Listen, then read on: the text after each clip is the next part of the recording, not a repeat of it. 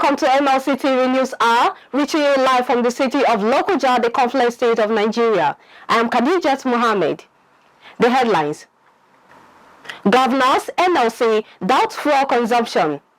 NNPC demands 3 trillion naira for subsidy. Goods worth millions of naira destroyed as fire guards ONITSHA market. MODERNA begins trial of OMICRON-SPECIFIC vaccine booster. Now the news in detail. The federal government has hinted that Abuja, Lagos, Rivers, Kaduna, Gombe and Anambra will be the first 6 states to enjoy 5th generation technology in Nigeria between 2022 and 2023. The government disclosed this in its national policy on 5th generation networks for Nigeria's digital economy. It added that other states will begin to enjoy 5G services from 2025. It said, to guarantee a coordinated effort in implementing the 5G plan, the National Communications Commission, NCC, has been directed to collaborate with relevant agencies under the Ministry of Communications and Digital Economy and all other stakeholders to achieve the aims and objectives of this national policy. According to the NCC, in its draft information memorandum on 3.5 GHz spectrum auction, 5G will be rolled out in 6 states within its first 2 years of deployment. While the NCC didn't list any state in its IM, it said within year 1 to 2, starting from the effective date of the license.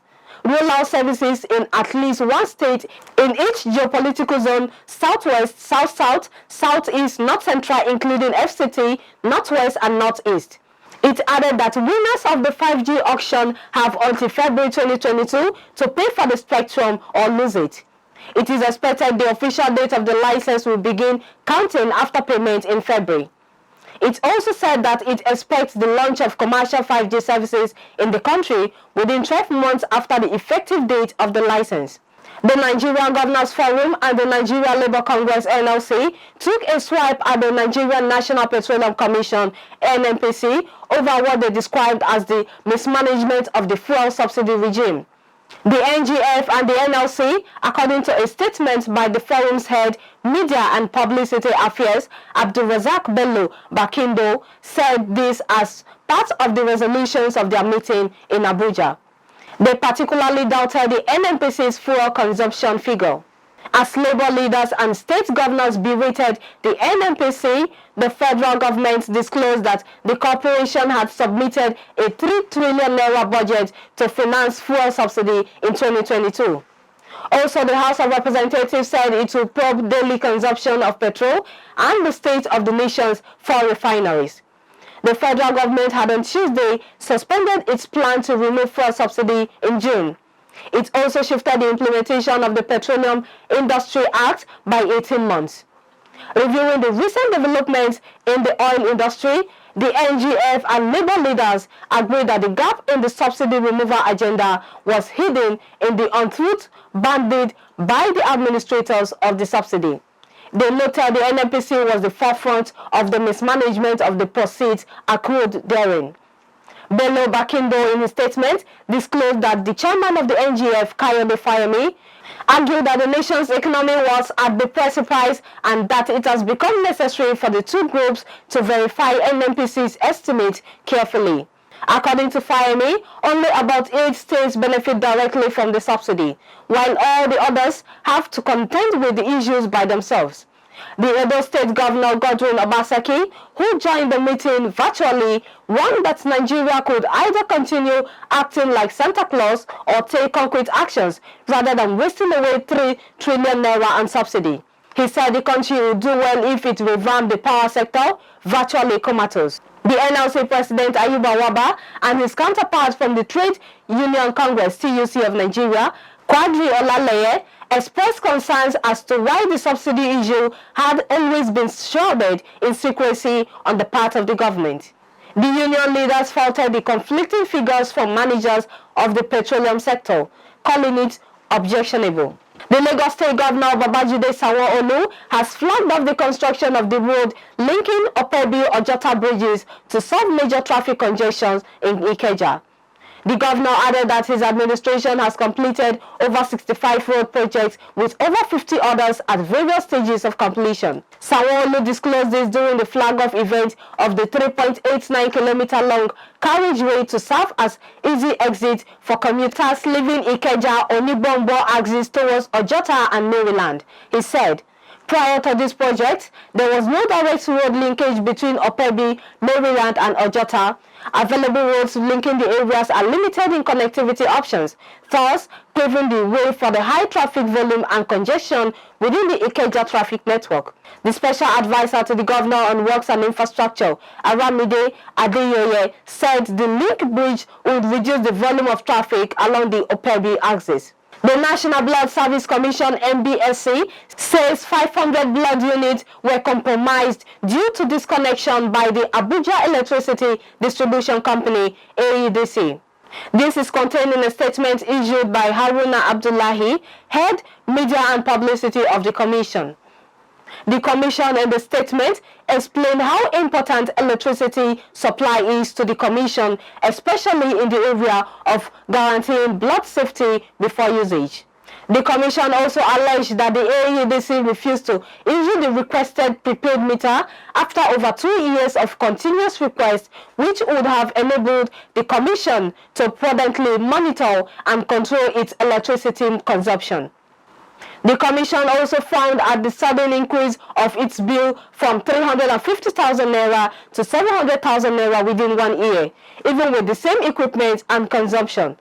It added that a prepaid meter would enable the Commission regulate her consumption than the preferred, unscientific and hard-to-measure estimated billing system of the AEDC. The Nigerian Immigration Services NIS controllers in charge of 8 different locations in the northwest are currently meeting in Katsina to, among others, re-strategize on how to tackle porous borders in the affected locations.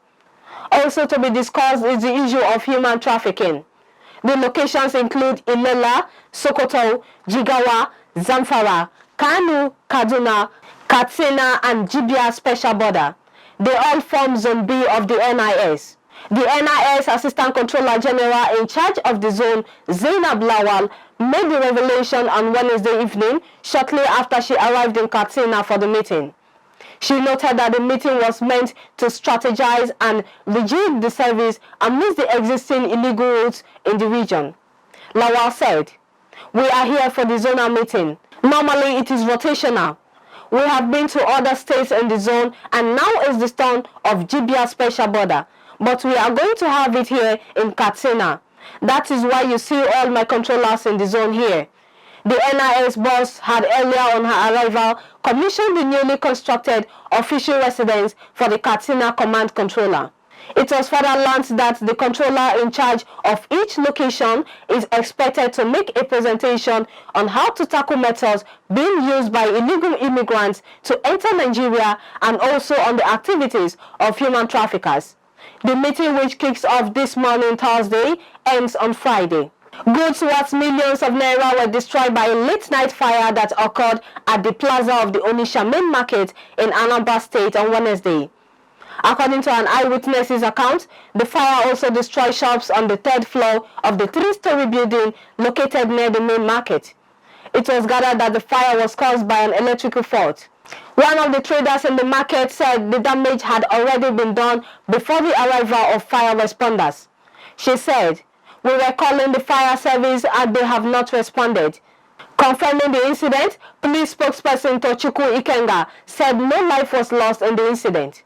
He said preliminary investigation shows that the fire was caused by an electric spark and was put out by combined efforts of the police and fire service team.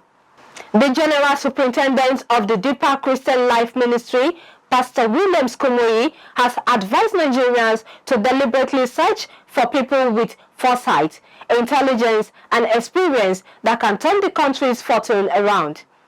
Kumoyi, who arrived in Ibadan, the Oyo State capital, on Wednesday for a crusade tagged Total Freedom True Faith in Christ, starting on Thursday, gave the advice while speaking with journalists at Ibadan Airport ahead of the crusade.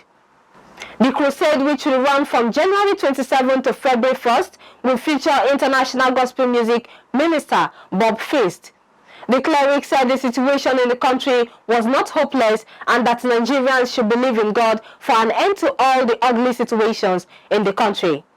He said, "We magnify our problems and we minimize our hope. For anybody to say there will not be any change, even if God were to come to Nigeria, I think that is going too far. It is making our case hopeless, making a mountain out of a molehill." We go on a short break. We'll be right back.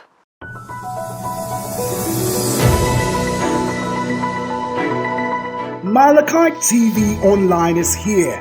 Not forgetting political and current affairs news, state and federal government and people's matters will be discussed regularly on Mlc TV. Every country has its peculiar system of government. In Nigeria, we practice democracy, and this is applicable in some countries across the globe, including the United States of America. What is democracy? It is the government of the people, by the people, and for the people. In the political arena, we are ready to x-ray how we play politics in Nigeria and other countries. The challenge of power shift syndrome, how it has impacted or affected the people. How can we make it better for all? Join Fatima Yakub on Mlc TV Online every Saturday by 9 p.m. to discuss and examine all about the politics and the power that be. To watch us, subscribe to our YouTube channel, Mlc TV. Like our Facebook page, Mlc TV, and follow us on our Instagram, Mlc TV 2021. We are here to inform, educate, and to criticize constructively. Don't miss it.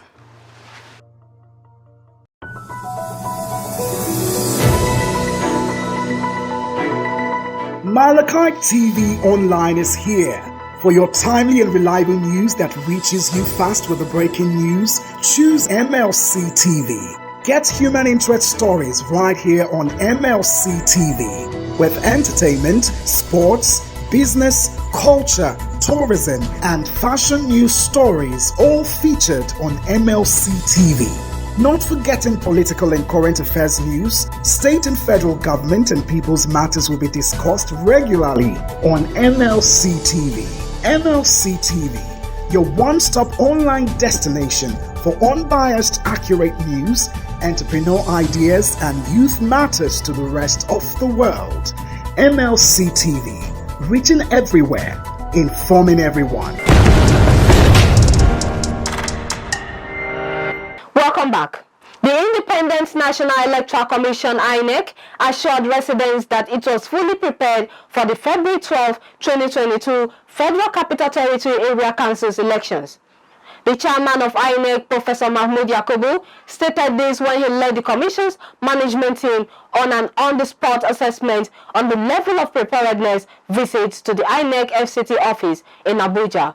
He informed the staff that the Commission raised the bar of credibility in the conduct of the election. Yakubu said, "We have done everything that we are supposed to do in terms of preparations. What remains is for me to hear from you and to assure the voters in the FCT that we have set the standard for conducting credible elections in Nigeria. The FCT Area Council elections 2022 will not lower the bar. If anything, you will see enhanced conduct of credible elections in the federal capital." While stating that the election was just 16 days away, Yakubu explained that there will be a series of activities going forward. Yakubu said that the sensitive materials for the election will be customized based on the number of constituencies and parties fielding candidates. Speaking on the deployment of the bimodal voter accreditation system as well as arrangement for the staff to man the devices, Yakubu said the configuration of the BVAS for all the polling units will be finalized by Friday. The resident electoral commissioner in FCT, Yahya Bello, said that the FCT INEC office had taken delivery of 90% of the materials needed for the elections, and the same have been distributed to the 6 area councils with strict supervision. The REC assured that the remaining 10% will be delivered in the next few days. BC Kolawole, former Governor Ayodele's Fayose appointed aspirant for the People's Democratic Party PDP governorship primary held in Ekiti State on Wednesday, has emerged the party's candidate for the June 18 poll. Kolawole, who polled 671 votes to defeat his close rival former Governor Segun Oni, who got 330 votes, out of which 1,185 votes were casted. The chairman PDP Primary Election Committee for Ekiti State and Akwa Ibom State Governor Udom Emmanuel, who declared Kolawole winner, having certified the conditions and scored the highest vote by scoring 671 votes, congratulated other aspirants for sportsmanship and urged them to join hands to win the June 18 election. In his acceptance speech, Kolawole said, "It is God's design to make me the winner of this election. I want to willingly accept it. The result has been very clear. The process has been very clear, credible, and it makes everybody happy." In his reaction, Oni said, "We are going to fight together to make him, Kolawole, the governor. We are satisfied with the process and no one is complaining." While addressing journalists, Olujimi said that her decision to withdraw from the primary was informed by alleged irregularities during the accreditation of delegates. The PDP chieftain said that she could not be part of a political process that had excluded party delegates who are mainly her supporters, adding that development runs against the tenets of participatory democracy. And on our foreign news, United States biotech company Moderna announced on Wednesday that it has begun clinical trials of a booster dose of vaccine designed specifically to combat the Omicron variant of the coronavirus.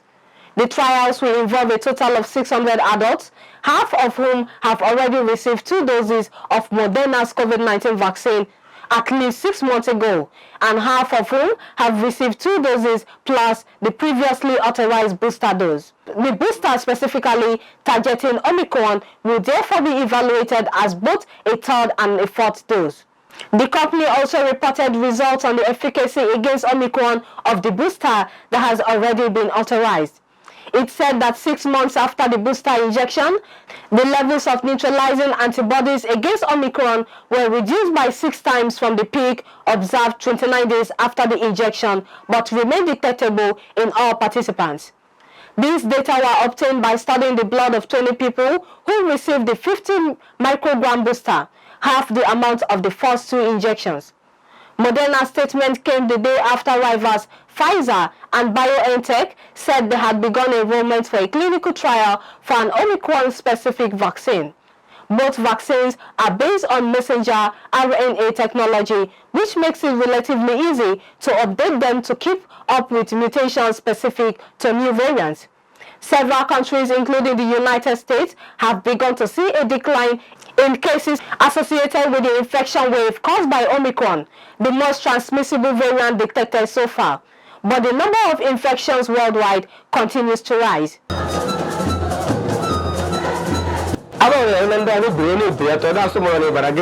MLC TV.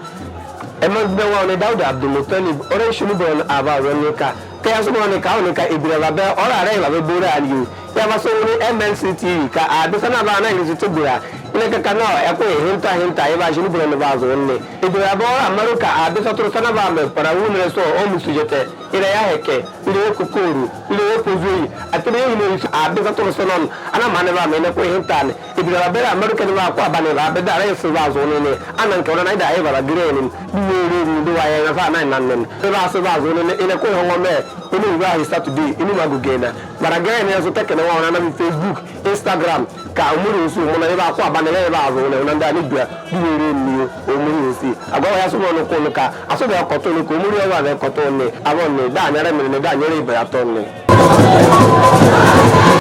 And that is our news package today on MLC TV. Join us tomorrow same time via this channel.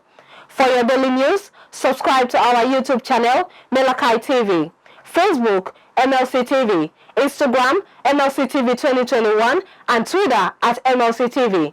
For your advert placement and sponsorship, please call any of the number displayed on your screen. I am Khadijat Mohammed. Thanks for staying with us.